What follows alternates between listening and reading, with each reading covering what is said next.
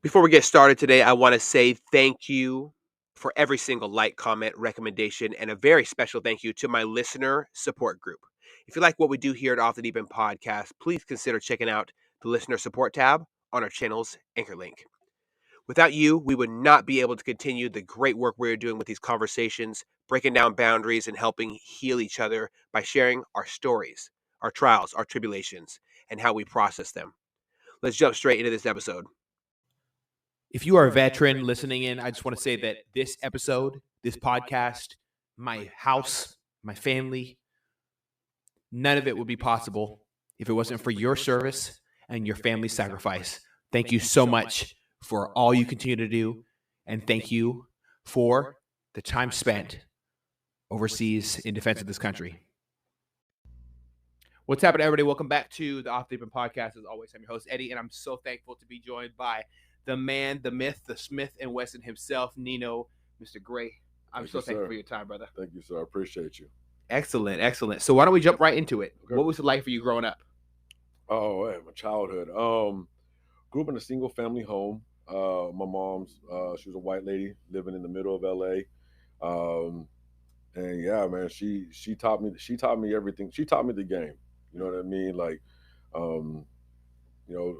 she never used excuses. Like she was a hard worker. You know what I mean? Like she never graduated high school. She was 16 years old, and just taught me how to hustle and work hard. And she always said, just no matter what you're doing in life, make sure you give it everything you got. Never put any excuses out there. So, that's how it was. Then you fast forward to my military career. Like it was the same thing. Like no matter what I was going through, like I watched my mom suffer. Like sheesh, man, suffer some brutal stuff and still make it through it. And so she's always been my guiding light to pursue and keep it going. And just like the hustle doesn't stop.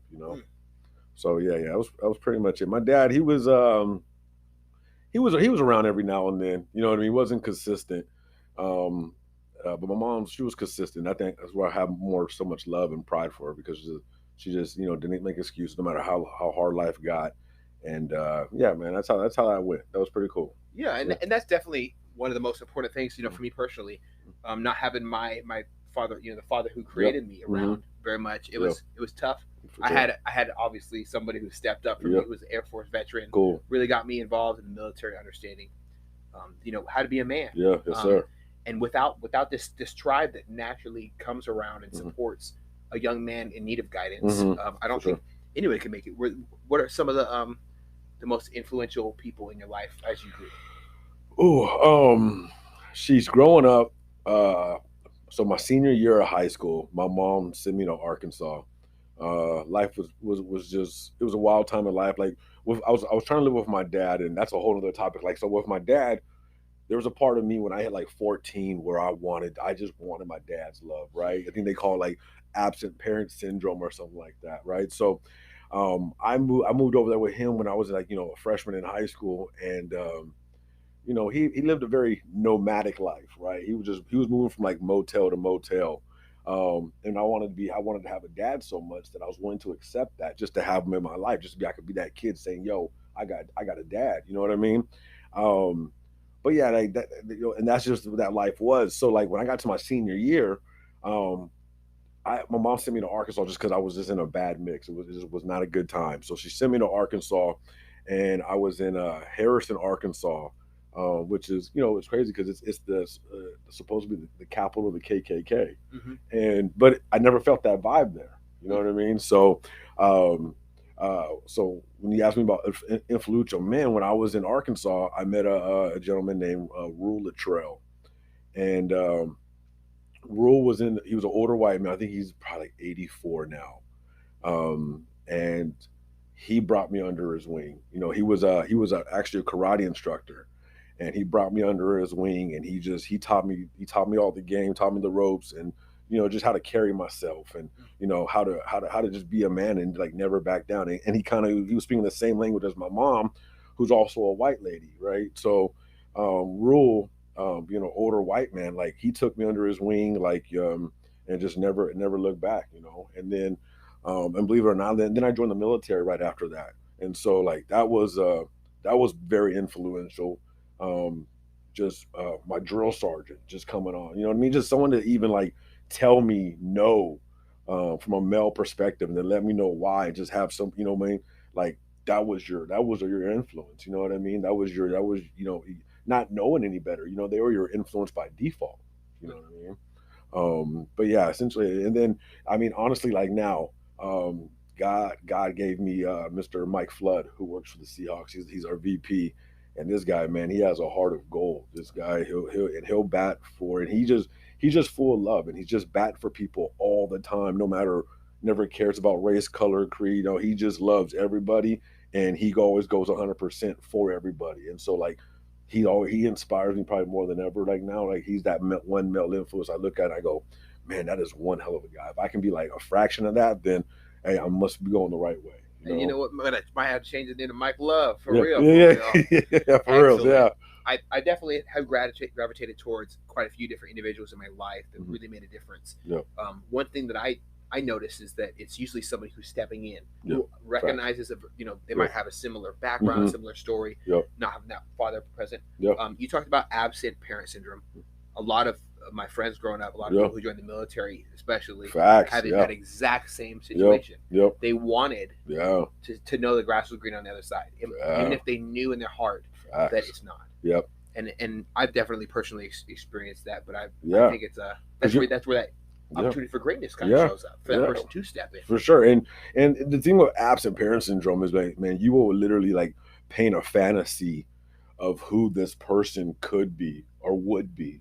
And like in my situation, I thought, okay, if I sacrifice, you know, and go ahead and live this inconsistent life, he'll be that dad. You know what I mean? And it just never turned out to be that way. But and that's why I say the absent parent, you there is a void there, right? And you're looking for anything to fill it.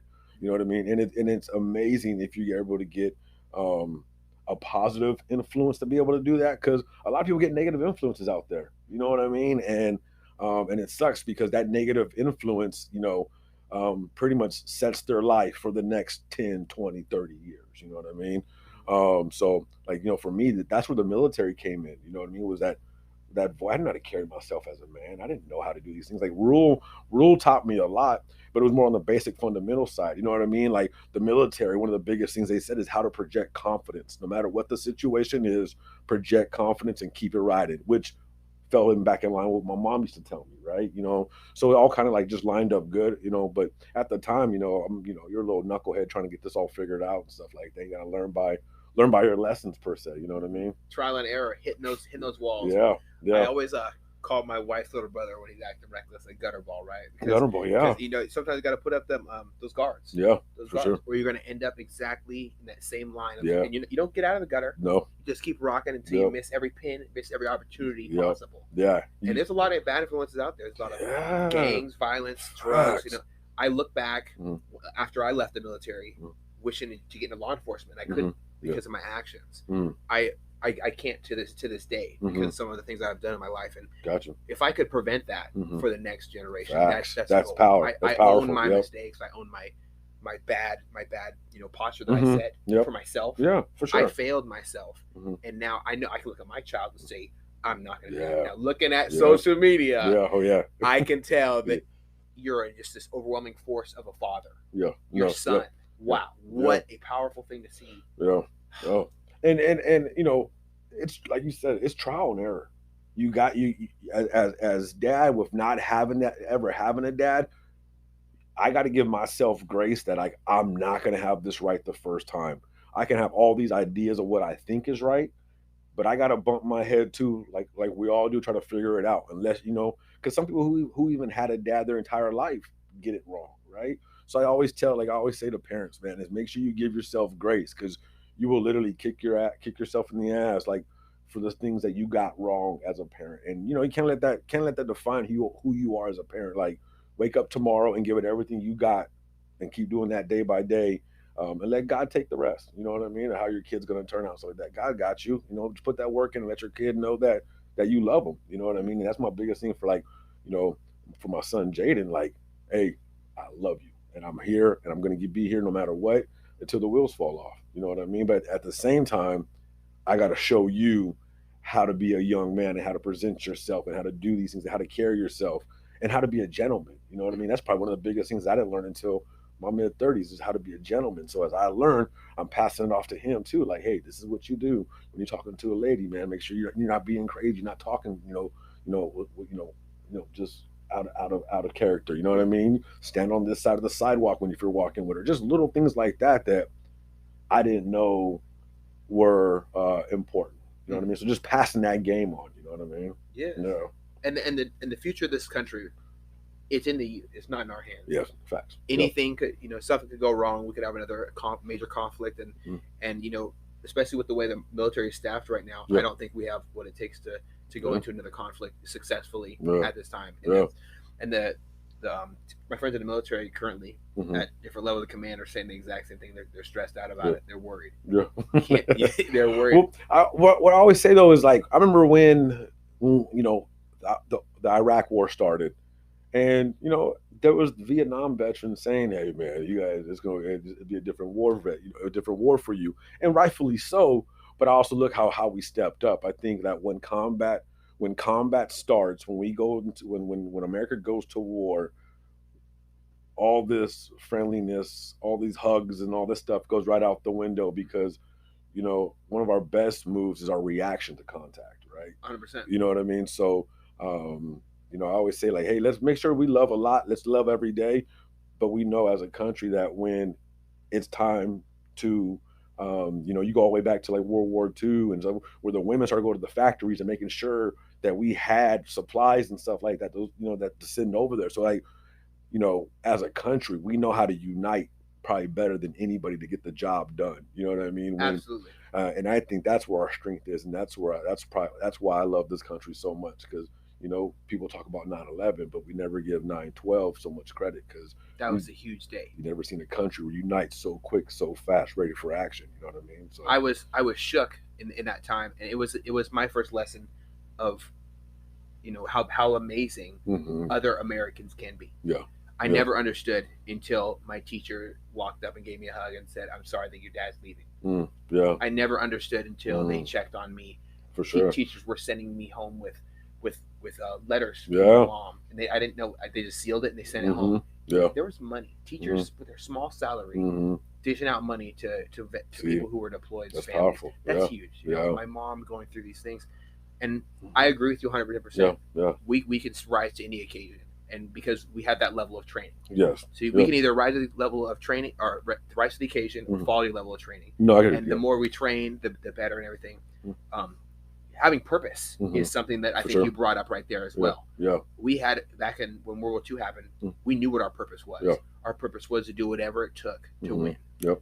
Within reason, obviously. For sure. We're not going to go ahead and eliminate a whole. Yeah. We're not going to commit genocide. Yep. And that is how powerful Americans are. Yeah. Because we prepare the next generation with knowledge, with power, and we look out for each other. We look out for each other. We're doing right now. Yeah. Right. No, absolutely. So tell me about Task Force 12. Right. I know a lot of people do know about it, but what is it like? What are some of the conversations that you have? So Task Force 12 is the Seattle Seahawks and partnering up with 12 local veteran nonprofits, right? And we are all leaning on each other to get the job done, right? And the job is our local military community, right? And we don't have it all together, but we always say together we have it all. You know what I mean? Like every piece is important, and every piece is not like the other. And I think because it's so dynamic is why we're able to, to be able to win. Kind of like our military, we're so diverse. That's what makes us the strongest country in the world, because we are so diverse. We can look at the same situation and have 20 different perspectives on how to attack it. You know what I mean? And that's, same thing with Task Force 12. Like, we had a veteran recently who had some, issues with alcohol, and just was on, rock bottom, and we send the email, and it goes out to all 12 of the leaders from these organizations. And before that guy could even respond, he was already getting bombarded with love and care. And all right, this is what happened. Okay, we're tracking. All right, now let's focus on the solution. Right. And so, we're a solution-based team, and that's what we do. So, you know what I mean? Like I said, man, it's 12 organizations and we all lean on each other because like the veteran themselves, like no veteran is the same. That we are so dynamic, whether it's our journey pre-military, whether it's our journey in the military, whether it's our journey post-military, we're so dynamic. So you can't expect one entity, one element to be able to solve all the problems for every veteran, right? So I think that's where we lean on with Task Force 12, especially like with organizations like Minority Veterans of America, who focuses a lot on veterans from the LGBTQ community. You know what I mean?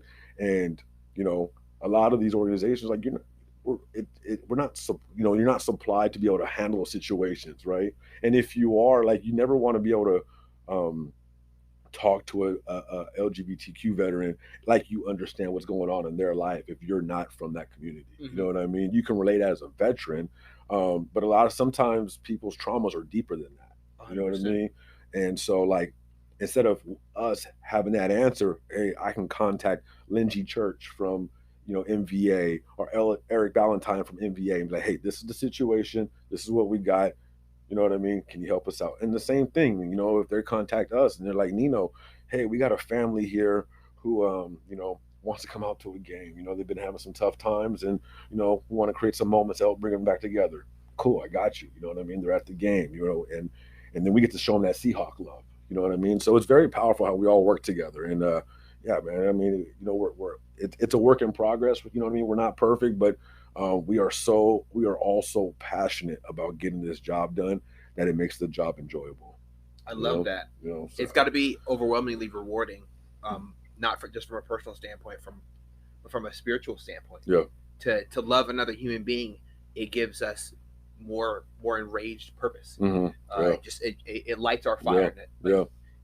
To say it in a different way. No. Yeah. I find so much, you know, knowledge, so much experience based in love in my life when I look back, because when I look back, I want to remember the positive memories. Yep. And those ones are always rooted in love.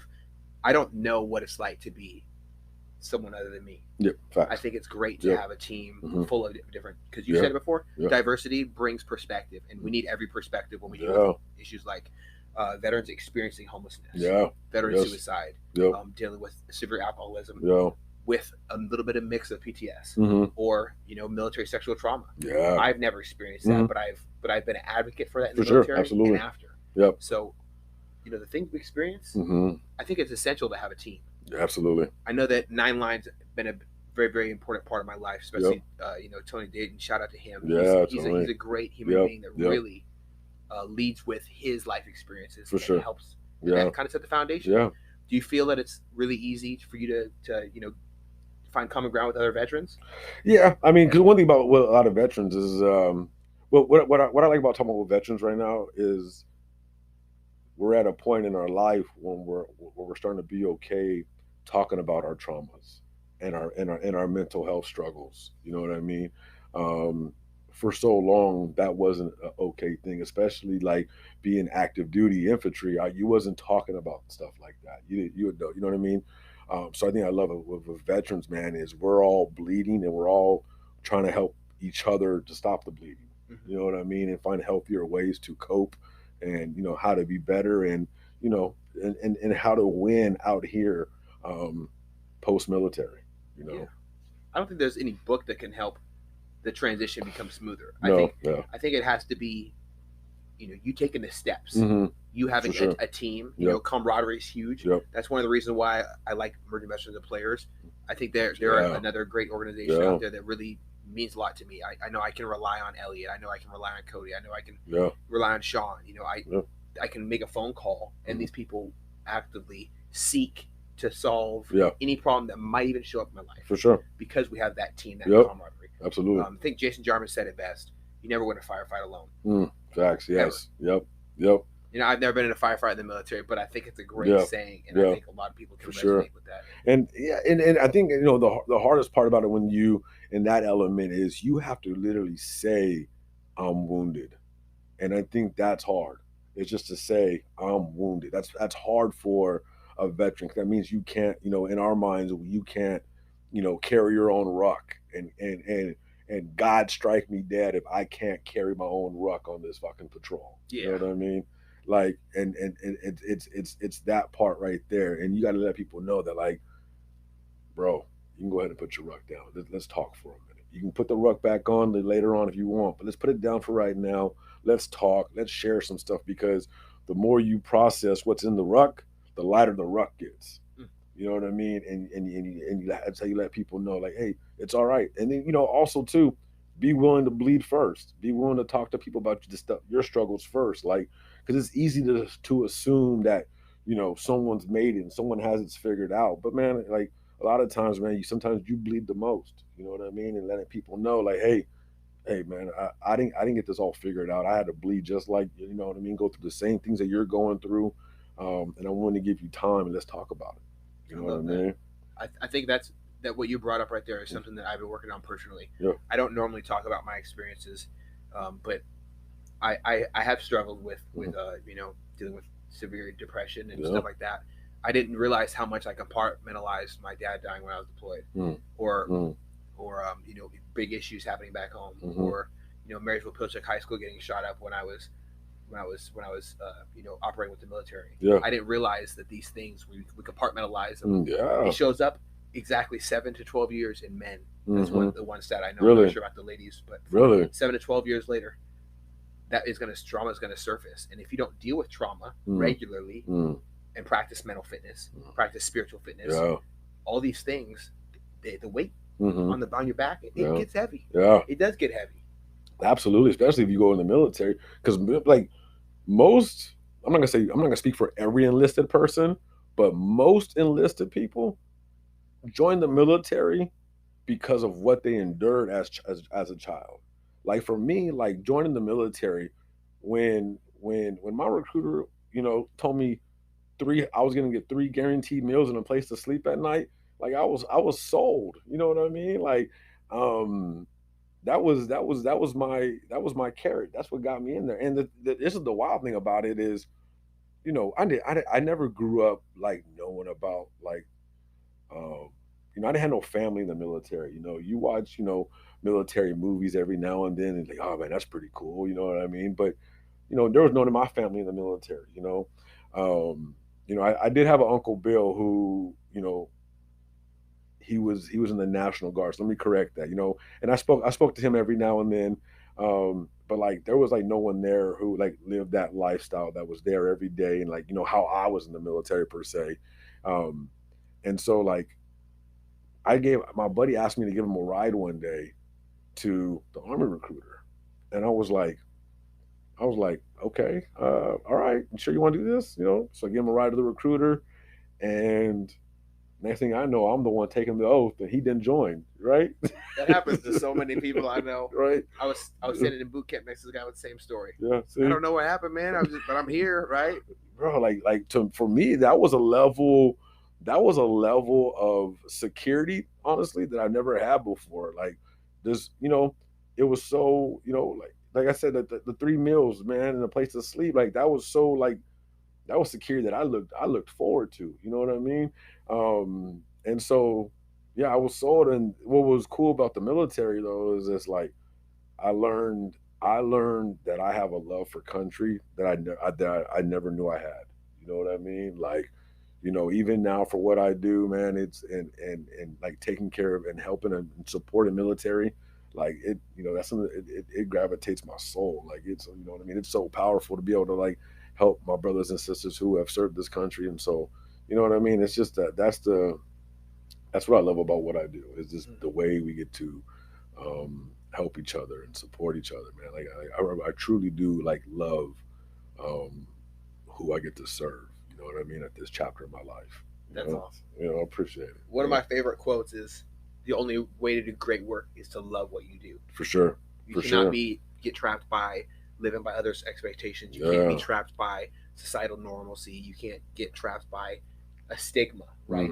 And removing the stigma of veterans being broken is something that I'm very passionate about. Facts. We're not, a lot of us might be bent. Maybe it's a little bent out of place. Yeah. But even aluminum, if you can try really hard, it might get almost smooth, right? You know what? And I always tell veterans, like when I speak with them, is we have an organization, Operation Military Family. and Mike Schindler. I love Man, him. He's great too. that's my guy. Shin Dog, if you're listening to this, man, I love you, bro. And he has this movie called It's VUCA. Yep. And if you're not like understanding your purpose as a veteran, like, watch that, because it lets you know how strong you are and how like dynamic and amazing you are as a veteran and what you bring to the table. So like, I always encourage if anybody, like, if you haven't watched it, go watch it and just, you know take the viewpoint, what he's trying to say in that perspective, and like really apply it to your craft, and come from that mentality and really start winning out here in this society. I love that, because some of the takeaways I had from that movie, that film, was I like I had to write like almost an essay. There were so many lessons in it, and one of my favorite standout parts of it is that you gotta have to surround yourself with people who are more educated in certain subjects. You have to humble yourself and be surrounded by people who are greater in some areas where you want to become great in. And that's going to help you naturally just become great. Be like, I always say, man, take pride in being the dumbest person in the room, because now there's a lot you can gain in those rooms. You know what I mean? If you're the smartest one, go find another room. Like, you know what I mean? Ain't nothing you can gain from that. Go to the next room, catching some knowledge, and apply it to what you're doing. Yes, brother. And I think another one of the takeaways from that film is that you can be the hero of your own story. Facts. You don't need to find it with someone else. You don't need to seek it through poor leadership in other areas. You're going to be faced with an obstacle, just like the hero in the movie. Yep. You're going to have to either rise to the occasion or sit there and just stay in your situation. But usually, a situation is going to become so uncomfortable that you're forced to take action. Yeah. And you're gonna be, when you're backed in a wall, it's really who you find out who you really are. When you first start getting bleeding after you're punched in the face, Yeah. Like you. Sorry, I didn't mean to cut you off. No, you go, brother. You could be your own superhero, and the craziest thing about that is your hardest, biggest villain is gonna be the same person you see in the mirror. You know 100%. What I mean? Only you can defeat you. You know what I mean? So, go out there, give it everything you got, and be, go home, come home, lay your head on the pillow, proud of what you accomplished that day, and the next day get better. You know what I mean? And take your lessons, man. Like, you ain't gonna have this all figured out. You know what I mean? And that's okay. Yeah. You don't have to be perfect. Are you thinking about making a podcast? Spotify has a platform that lets you make one, and if I can figure it out, you definitely can too. You can create your own content all in one place for free with zero hangups, and even earn money as soon as you get started. Spotify lets you record and edit episodes from your phone or computer, so you can go mobile, just like I enjoy to do. My favorite thing about it is that you can create video episodes if you wish and upload them to wherever podcasts are heard. You can even set up subscriptions, or if you're like me, listener support options for listeners to help you grow. I 10 out of 10 recommend the Spotify for Podcasters app. Or, why don't you just step over to www.spotify.com/podcasters to get started on your own podcast. I definitely enjoyed that. And I enjoyed, being around, hearing the stories from the people who are part of Task Force 12. Yep. But I really enjoy seeing you and your child. It's just this blow away thing to me. Yeah.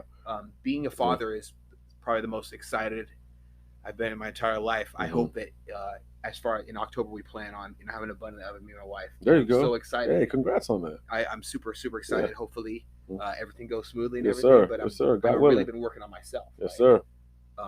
Do you think that you can ever be prepared to be a parent? Or can you prepare to be a parent in some way, shape, or form? For me, being a parent, being dad was the only thing I dreamed about when I was a kid. Like, I wanted to be dad because all I wanted was dad. And I used to always tell myself, man, when I become a dad, I'm going to do these things, and I'm going to do these things, and I'm going to do these things. You know what I mean?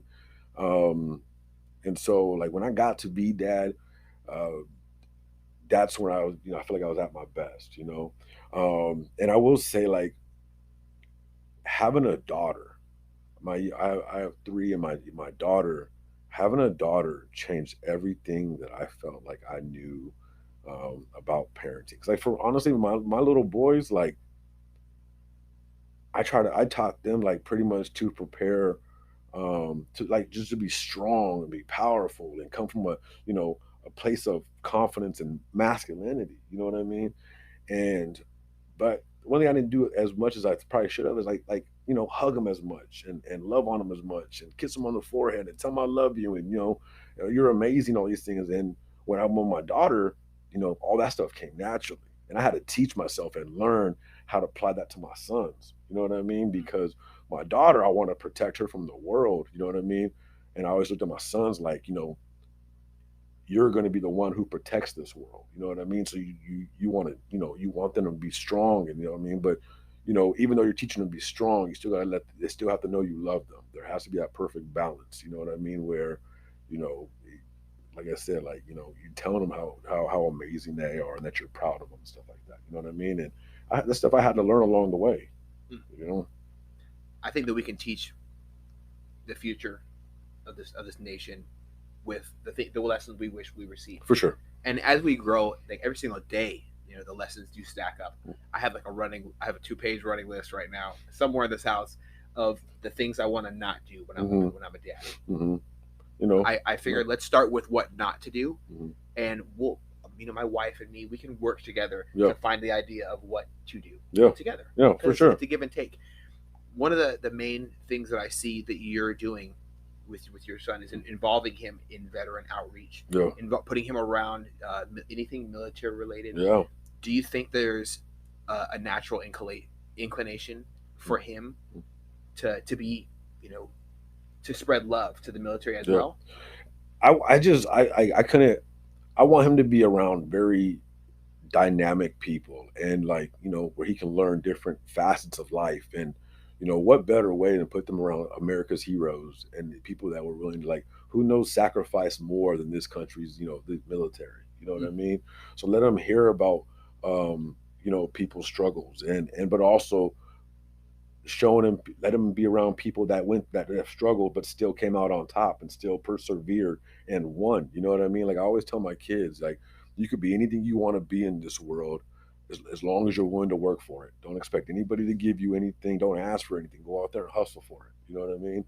And so, putting him around military is just letting him know, man, that you're around strong people. And these are men, women, non-binary. These are trans. Like these are, and no matter what, no matter who they are, they still, one thing we have together is that we all chose to fight for this country and willing to sacrifice everything we got for it. So for me, I'm like, why would I not put my kid around these type of people? You know what I mean? 100%, brother. It's the way. I mean, it's the way. Yeah. Behind every single person who puts out a negative, negative energy to the world, there's somebody who's hurting there, and regardless of how they feel, somebody who might be hurting on the other side is going to be serving this country. For sure. Someone's going to be putting their life on the line, while others, might spew that negativity by sitting back here in this idea, this freedom idea that people have laid down their lives to create. It's a beautiful thing. Yeah. To give up some of yourself for another person. Yeah. That's the idea of this service and sacrifice thing. What was it like deploying for you? So I love deploying. So I joined the military in 2003, shortly after 9/11. I was 19 years old, and I was in the infantry. And believe it or not, flying to Georgia for training for boot camp was my first time I've ever been on a plane. Right, I'm 19 years old, and do boot camp. And then my first duty station, I'm born and raised in LA. So my first duty station was Alaska, out of all, Fairbanks, Alaska. You know what I mean? So where it's -30 in the winter and stuff like that. And it was a wild time, but we went to Iraq, our first deployment, in 2005. And extreme cold or extreme heat. Yeah, right. Wow. I remember a story where we landed in Kuwait, and they opened up the doors and everything, and and we're towards the back. So I'm like, man, hey, have them turn off those turbines. We're getting all that all that heat. And they're like, the plane's off, sir. I was like, oh, it's hot out here. Shut that door. We're going back. No. Yeah. Oh man. Yeah. So it was hot out there, but honestly, man, we were running patrols, you know what I mean? And, as infantrymen, we were running patrols and stuff like that. I mean, I think we were doing we were there for a year at first. We were there for a year in Mosul. And then, we were running three patrols a day. and for a year, and then we're going up. We're going back to. We're about to fly back from Biop to Kuwait to begin our travel back, and so we all we all get on the C. What is it? C-17. I wonder if it was a C-17 that took us. I believe so. It was a C-17 that took us to um, back to Kuwait to go to Bagram, um, and they're like, hey, we got to get off the bird. You know what I mean? Because having some issues or whatnot. So we all get off the thing, and then our sergeant, platoon sergeant, walks up and he goes, "Gentlemen, the unimaginable has happened." And we're like, "Talk about, we just did Mosul for a year. You know what I mean? We don't, what could be worse?" And hey, we've been extended for another 180 days. So, you know what I mean? So, like, man, and then, you know, it's not just still in Mosul. They send us to Baghdad in the middle of it all to go out there and do even more, knocking doors down and stuff Yeah, like that. You know door what to I door, mean? everything. Yeah, you know what I mean? And so, but like, looking back at it now, it was probably some of the best days of our lives. You know what I mean? But like when you're in the middle of that stuff, where it was like, I think some of the hottest thing we felt, it was like 136 in a little town called Shab. Shab and were these little towns, and we got to go door to door. It's 136 degrees outside. I said, Lord, we ain't gonna make it. I bet they were in there inside the house. Like, don't y'all have anything better to do? Oh, for real, man. Oh, Like, man, dude. So yeah, man. But like, it was cool. And then came back from that. Then I went to Germany, um, and then went to Afghanistan. And then Afghanistan, we was 4 months in Afghanistan when I got hurt, and we got hit by a 400-pound IED in our striker. We were the lead striker, and it blew us out of it flipped the striker, and I was a squad leader at the time, and so it blew me out of the striker, and then the striker landed on my right leg, and so it crushed my right leg, my tib, and my fib. So I have like 2 plates in there and 18 pins. I hit the blast shield right in the front of me, which is like this thick piece of armor, and had a brain injury. Straight knocked me out. I was knocked out during the whole thing. You know what I mean? I woke up 3 weeks later in like Walter Reed.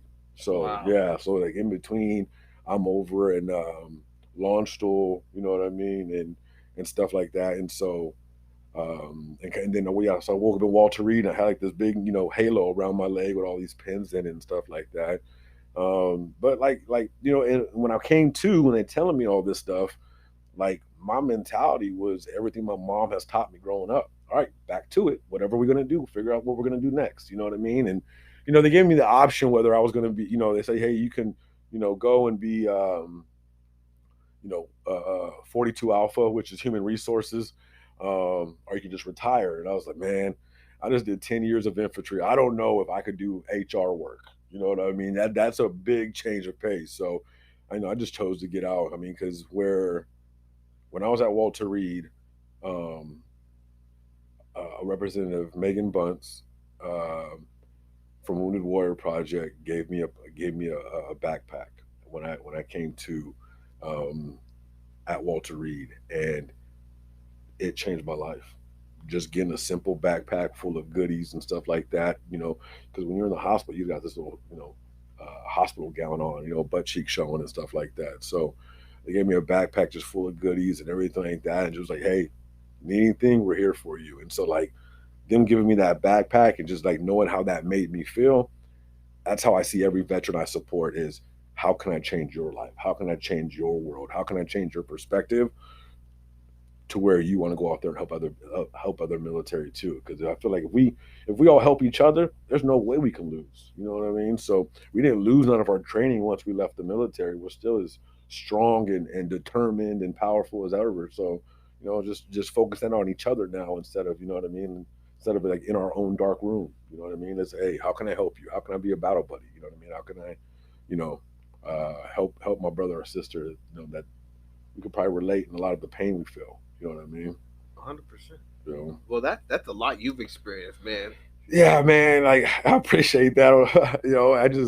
I just try to pay it forward. You know what I mean? Like if if I can give you some knowledge off of some of the pain that I felt in my life, and it prevents you from feeling that pain, then hey, I appreciate you, God, for letting me be in this position to help somebody else. You know what I mean?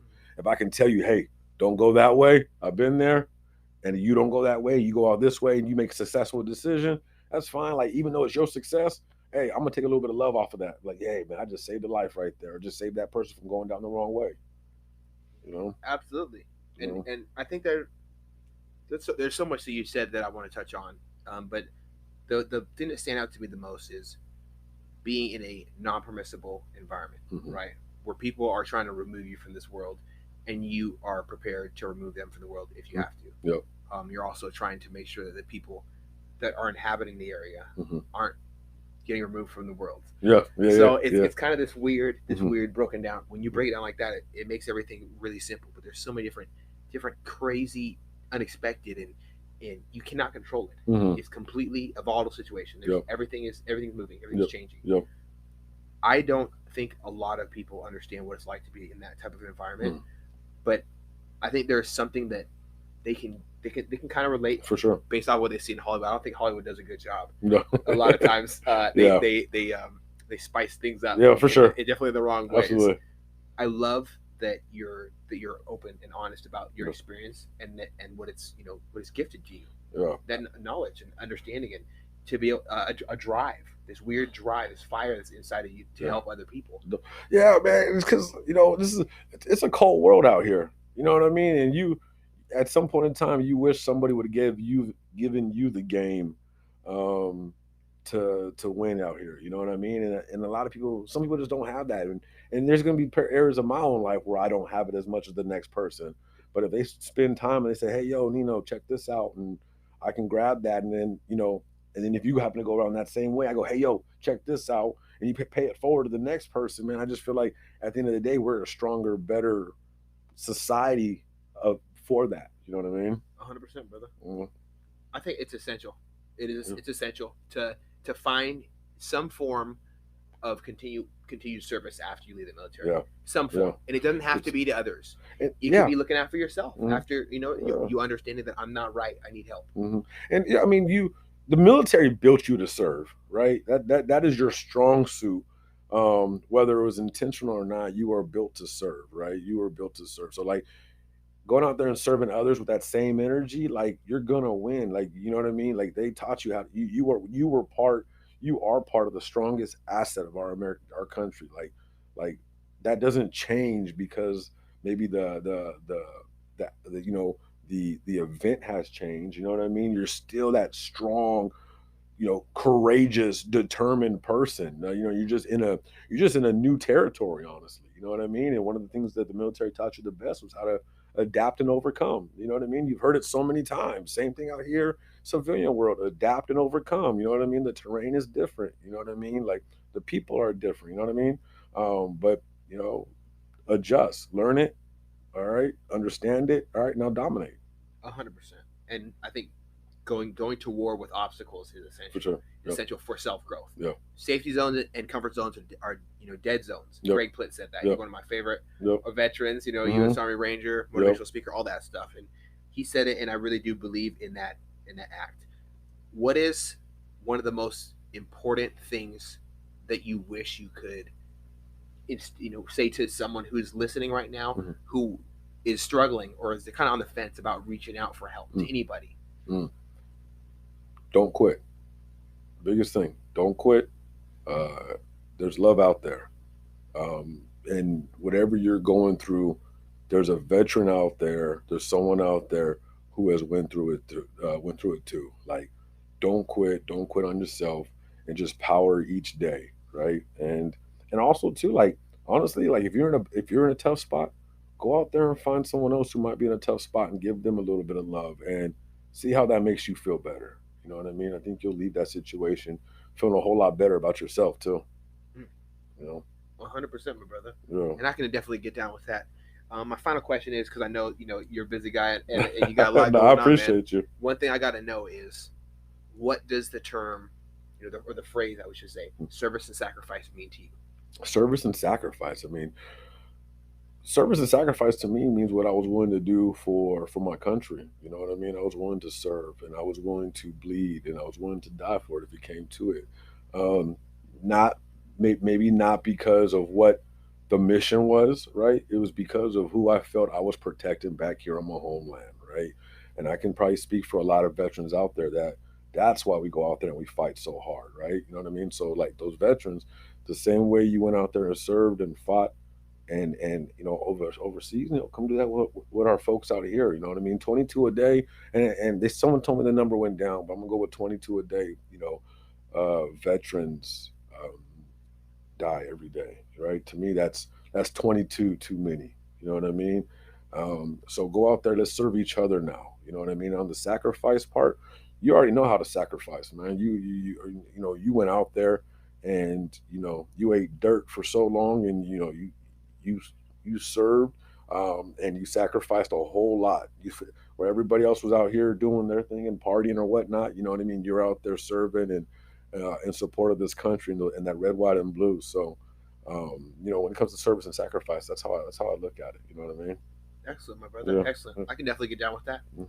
Well, I do appreciate your time. I appreciate your knowledge, your insight. I really do appreciate the things that you're doing for this region because as you said before multiple times, this is a huge, immensely very dense populated For area sure. of veterans, Hmm. and a lot of them don't even know the resources. I think the statistic right now is about 40% of veterans take advantage of the benefits Yeah. after service. Hmm. And some of it is because they don't understand, they don't know For sure. what is out there. For sure. But a lot of it is, hesitation. And I really do encourage anybody listening to get with one of the team members of Task Force 12. Mm. They're everywhere, and don't hesitate to reach out if you need help. There's nothing wrong with popping smoke and saying, hey, man, I got some things going on in my life. Even if it's just a conversation, somebody out there will listen because as a veteran, when you sign your name on that line, you joined a family. Hmm. So please do reach out if you are listening and you do need help. Don't feel alone because you're not. Yeah. You're not. No, absolutely. I mean, like I said, with Task Force 12, there's 12 organizations, and we're all passionate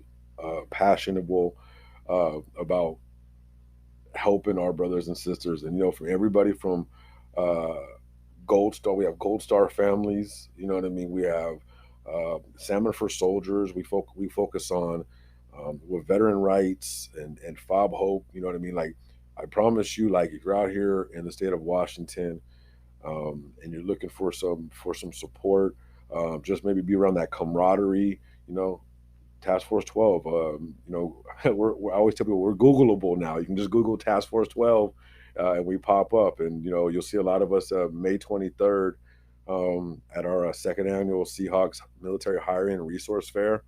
We'll have 75 employers out there. We'll have 25 nonprofit resources to include Task Force 12. And best thing about it, man, is Boeing is our sponsor. They came through and said we want to support this, and they've been amazing at how they support us with this stuff. So come through, come feel that love. And yeah, man, I appreciate the time, and you know what I mean.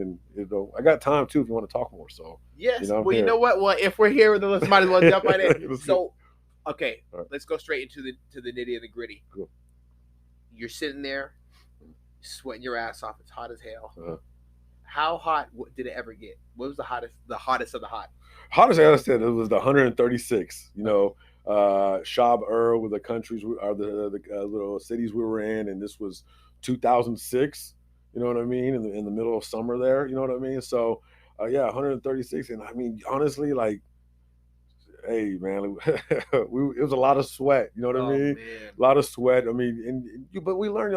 Good thing about it, we had strikers, right? And we learned to just throw these big old water coolers on the back of the strikers, fill them up with ice, throw a bunch of water bottles in there, because during that time, we are literally going door to door to door. So like if you and these and these buildings are built so close to each other. There's so many of them in this city, like.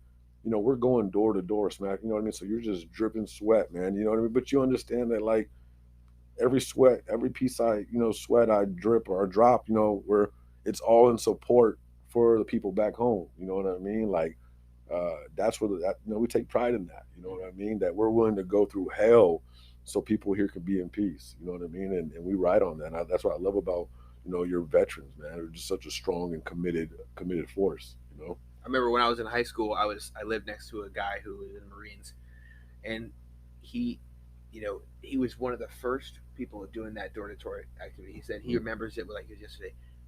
As soon as they got the green light, it was just nonstop. Yeah. He said he didn't sleep the first 40. He didn't sleep for the first 48 Yeah. hours.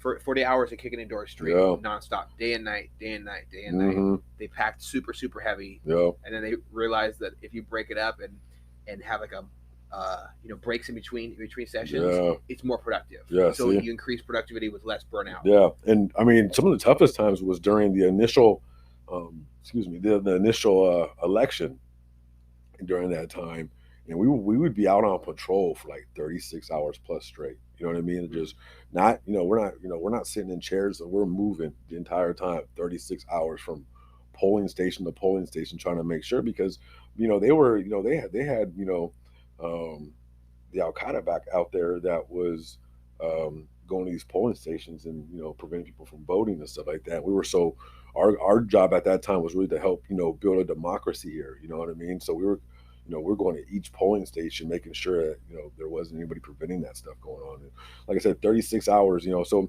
for a lot of us veterans, they had a thing out there in military overseas. It was called midnight chow. And midnight chow was the greatest thing. You come off patrol in the middle of the night, reheated everything. Yeah, it was the best thing in the world. Like if you came home, like we pull up from patrol, we look at our watch and it's like 11:30. We know we're about to hit midnight chow. Oh man, even though we just did this patrol, we were about to be the happiest people in the world. You know what I mean? The simple things. I think you get a new sense of perspective. Yeah. Simple things, man. Like and, you go without for a little bit, you'll start to appreciate a lot more. You know what I mean? Oh yeah. Oh God, I've gone without some things in my life. Yeah. Yeah, you know what I mean? Oh Lord. So I always say just appreciate what you got, man. It's yeah, man. It's the little things, man. And I can't tell you how many times I just I used to pray for a Mr. Goodbar. You know what I mean? Just you know what I mean. So yeah, just appreciate the small things. Oh, I remember one of my favorite parts about. So we were deployed right off the coast of Iraq for a while, and we were doing unrep. We pulled away from Iraq, obviously for good reasons, and we were trying to stay away from Iran because the Iranian Navy kept trying to play football games and shine flashlights, or shine giant searchlights at us at our gun mounts in the middle of the night and try to blind the ship. Oh, really? And they cut us right off. You're cutting off an aircraft carrier. It's like a 0 out of 10 recommendation, right? So and they do crazy stuff. They point 50 cals at us. They get reckless. One of my favorite moments was there was no one messing with us. We were doing unrep with one of the USNS ships, and they were sending across bombs. We were just getting some bombs, and then we were getting some food, mail, all these things. And I see this apple on the side of this box, and I say, "Wait a second!" As soon as it hit the ground, the pallet, I didn't let them get in the pallet jack, nothing. I run up there with my knife, I cut open a box, dig my hand in there, pull out an apple. It was made in Wenatchee up here. Oh, really? And I took a bite. It was the sweetest fruit the world's ever produced. I can tell you that. When you go without certain things, you really do appreciate it. No, for sure. Absolutely. I mean, and if it came from Washington, it's going to be good too. You know what I mean? Like Washington apples are amazing. So, I definitely, you go without for a little bit, you'll appreciate the smallest things in life. You know what I mean? 100%.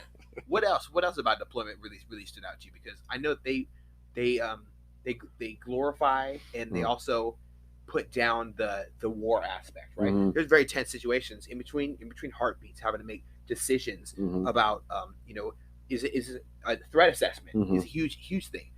What are what's your favorite MRE? Oh, I mean, you can never go wrong with some chili mac. Oh, you can never go wrong with some chili mac and a wheat cracker. You know what I mean? You crunch it in there, some of that cheese. You know what I mean? You good. You're gonna be golden for that night. I ain't eating no chili mac now, though. I promise you that. Definitely not. Never again. You know what I mean? I'll tip my hat to it. You were good back then. You gave me a lot of pleasantries, but hey, man, I'm not eating no chili mac nowadays. But to your question, like, what's the one thing that I love the most about being overseas is without a doubt was that the diversity of our military that keeps a country free, right? Like, these are people from all facets, all walks of life, race, color, creed, gender, everything like that. and we're all there to protect our country here. So like, that's the one thing I love about it is the diversity. You know, what I mean, that's what makes us so strong. We're not all thinking one way. We're not all seeing one way. We are literally just committed to the mission and using all of our past experiences and who we are as individuals to make one of the mightiest forces in the world. So that's what I love about our military, man, is that we are so dynamic that you cannot put us in a box and say this is who you are. Like, no, man. Like, we are leaders. We are soldiers. We're you know what I mean. We're just so dynamic. And yeah, I just as you can tell, I just love our military, and you know what I mean. I just love who we are and what we've done, and you know, because when 9/11 happened, we're that generation that answered that call. You know what I mean? When our country cried, we're the ones that went up there and said, "We got your back." You know what I mean? And and I love that, and I always parade that, and I want veterans to know that yo, you don't need to be celebrated by everybody else when you can sit back and celebrate yourself and what you've done and what you sacrificed for this country and ride on that. You know what I mean? 100%. You know? And it's essential. It's essential to have that form of confidence. Yeah. To that, you know you stood for something. For sure. It doesn't matter what the mission was. It doesn't matter what crap leader was there with you. Who was riding your ass and pissing you off from day to day. None of that matters. You signed your name on that dotted line, and you did something that's worth and so much more. Absolutely facts. And when we went overseas, like, you know, when we were fighting these wars, you know, as a biracial, you know, black man, like I didn't fear racism out there, right? You know what I mean? We wasn't worried about that stuff. Like, you know, Al Qaeda wasn't pointing rifles at us and say, "Oh, don't shoot that person. He's white," or "Don't shoot that person. He's black." They were spraying and praying to, you know, shooting anybody wearing that American flag on their shoulder. So, you know, that doesn't change when we come back home. If they were willing to shoot everybody, you know what I mean? Like, you know, they didn't care about race, color, creed, all that other stuff. Why are we caring about that back here? Let's love each other and take care of each other. You know what I mean? That's definitely something that I try to emulate here. It's I started this podcast and I was thinking, how do we break down these walls that separate us? A lot of people who are raised in a church and were taught that being gay is a sin aren't going to understand what it's like to be gay. Why don't I have somebody on who is gay? You should have perspective. Or why don't I have a neighbor that you know is pro 2A and a neighbor who is against it? You know, why don't they have them? Let's have a conversation. I talk to all my neighbors. I know what their dogs' names are, and they don't care what's going on as long as we have each other's back. We create culture by having conversations, and I think it's important to do that as well. Absolutely. The conversations I had when I was in the military are some of the most intimate, thought, you know, mind-blowing conversations. Learning about someone's whole life. I'm on watch with somebody for 4 to 6 hours, depending on what we got going on. But the watch sections, listening to their life story, how they were kicked out for who they were, or how they grew up homeless, or how they were shot, and they joined the military, and they had to lie to join because they have physical damage, but they still wanted to serve the country. You know, you'll never know who's serving until you hear the stories, and I think that sharing stories is so beautiful and powerful. I love your story especially. You know, going from a point of where you're serving the country, coming back home to your and serving the country in a different way. Yes, absolutely. It doesn't have to end. Just because you take off that uniform does not mean your purpose is over. Doesn't mean that your mission's over. It can't continue. You just have to, you know, evaluate what the tasks are that need to be accomplished. And I always tell, you know, my brothers and sisters, like, hey, let's find out who you are. Find out, you know, when you're in the military, you know what I mean? It's very institutionalized, right? You're doing everything for everybody else. And when you get out, like, learn who you are. Learn what you like. You know what I mean? Like, learn your, like, I mean, I used to catch myself going to Home Depot and smelling different kind of flowers and listening to, like, our smelling, like, how certain things make me, like, how certain smells make me feel, or certain sounds, you know what I mean, and just learning me as best as I could, because the more I learned me, the more I'd be able to adapt to everybody else, right? And so That's one thing I can tell is when you like learn you, take that time to learn you. Like, and it's gonna be hard, especially if you like, if you're a family man or a family woman or a family person, like but find time to take away and just focus on you. You know what I mean? Listen to like for me, like listening to music is very powerful for me. So just listen to just all types of music and just really just and if you gotta let some emotions out, let some emotions out. You know what I mean? Like if you gotta shed tears, shed tears. But like process what you've been through and learn you. Like there's parts of you that you probably do not think about or you feel ashamed of or whatever. Like grab that, go sit somewhere, really process that and really, come to terms with whatever that is and get back in this world, you know what I mean? Because the world needs you. And we need you at your best, and you can only be at your best if you're at your best with yourself. You know. Absolutely, and that's one of the things that my big dog Greg Plitt said again. Yeah. He was talking about if the system's not broke, don't fix it. Mm-hmm. Yeah. If a system works and it can be improved, it's just as good as broke. I think, as human beings in this world, and especially in this country, we have to keep reinventing ourselves. For sure. If we look at people like Madonna, she reinvented. How many times has she reinvented herself? I'm not gonna be a liar, and this newer version, I'm still on the fence about. But how many times has she reinvented herself? Yeah. 4 minutes with Justin Timberlake teaming up with Timbaland. That she reinvented herself so many times over the years. Yeah. If we don't continue to reinvent ourselves and find our new purpose or this next chapter, it's really hard. It's really hard to see the beauty in life. Yeah. My one of my leaders was traveling through here, Chief Brontes. He retired as a senior chief, but he was coming through here, and that man told me that sometimes it's okay to close a chapter. Yeah. It's okay to close a chapter in your life and let go. Yeah.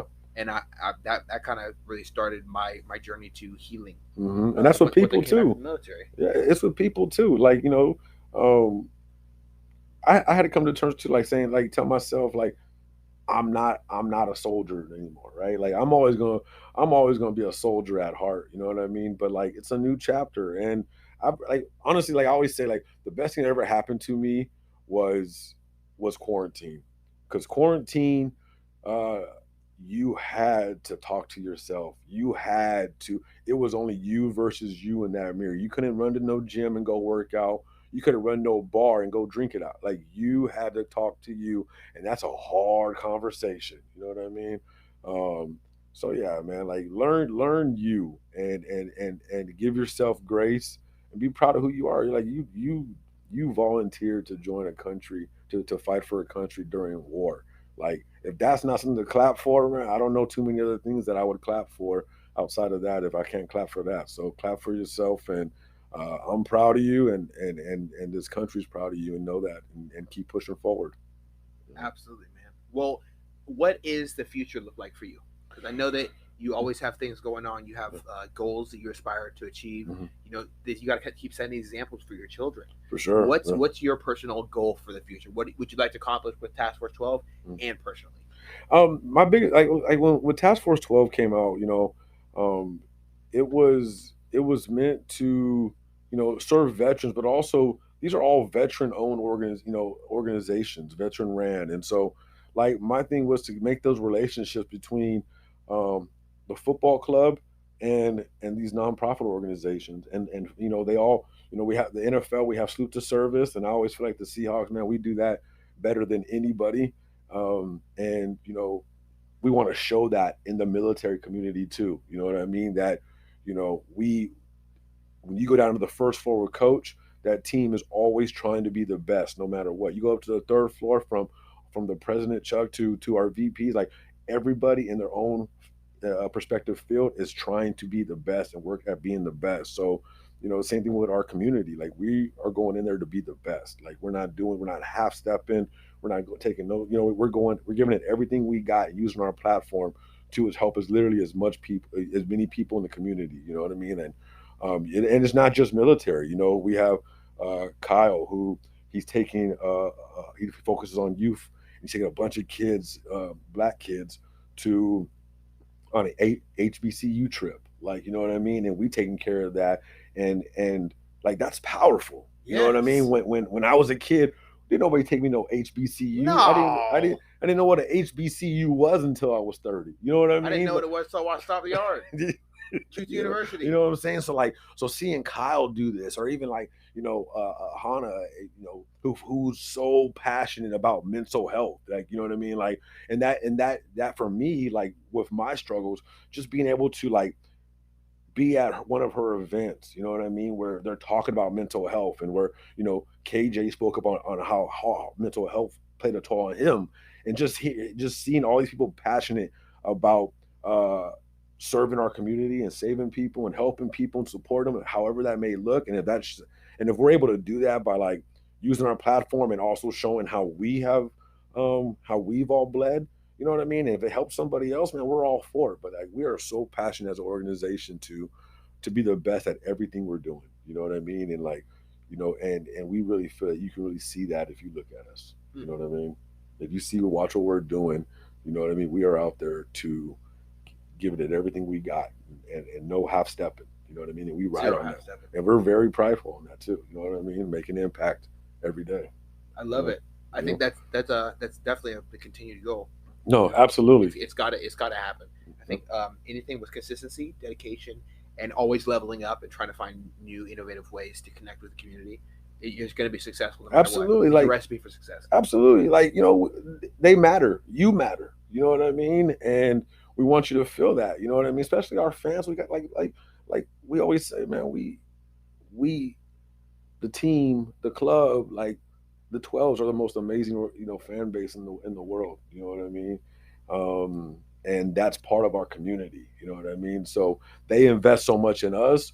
Why are we not going to invest so much back in them? You know what I mean? Mm-hmm. And so that's our focus. That's the mindset. Like, you know what I mean? And we're proud of that. Excellent. Well, that's so exciting, man. Yeah. Well, I'm definitely excited to stay, to stay connected with the future and hear about new things, new exciting things. I'm definitely looking to volunteer in the very near future once I get some personal matters out of the way with my life a little cloudy right now. Take care of yourself, man, and you know what I mean. Like, don't ever second guess that you're important too. You know what I mean. Every part of that. Yeah? You know what I mean. So take time. Always focus on yourself. But when you're ready, go out there. Make sure you help out some other folks too. You know what I mean. They're gonna need you. And I'm excited to do that. Yes, sir. Well, I definitely appreciate your time, Mr. Nino. Thank you so much for your insight, for your honesty. Having a very, very candid conversation about a horrible life experience and how you turned it into more fuel for your fire. I really do admire that about you. I admire the path you're on. I think that it's an enormous and a big ask for the world. It's not even a request. You're demanding that the world improves via your actions. Yeah. And I think that's really, really powerful. I think it's exactly what we need in the world, especially in this area. Very, very dense population of veterans in this area. I'm on the phone with one this morning who is in a crisis situation. Yeah. And I don't think that there's ever a bad time to show somebody else some love. No, absolutely. And when you get off that phone or you get off that interaction, you feel so much better too. You know what I mean? And they feel so much better, and they take that away. They go pass it on to somebody else. You know what I mean? So, I mean, if I do all this, or if you do everything you're doing, and it saves just one life, hey man, that's a win. I'll chalk my hat up for that. You know what I mean? Oh, definitely a W. Yeah, absolutely. I'll take that W. 100%, brother. Well, I appreciate your time, and I also appreciate every single person listening in. Thank you so much for tapping in another episode. As you have heard, there's a whole lot of things going on over here at Task Force 12, and it's all being orchestrated with a phenomenal team. I've had many of them on the podcast so far, and I could not go without having Nino on, because everywhere you look, he's involved in creating culture in this area. How do we defeat racism? How do we stop this veteran suicide issue? Or how do we end veteran homelessness? By creating culture surrounding these issues and how we are working together. Spread awareness and love. Love is definitely a key contributor in that as well. So thank you so much for listening. As always, make sure you head over to the Facebook page and let's keep this conversation going. How do you think we can continue to move forward? I will pass off the information to him, and check the link in the description to get connected with him and follow his journey and the great things he's doing with his family and, of course, the Seahawks. Much love, y'all. Take it easy.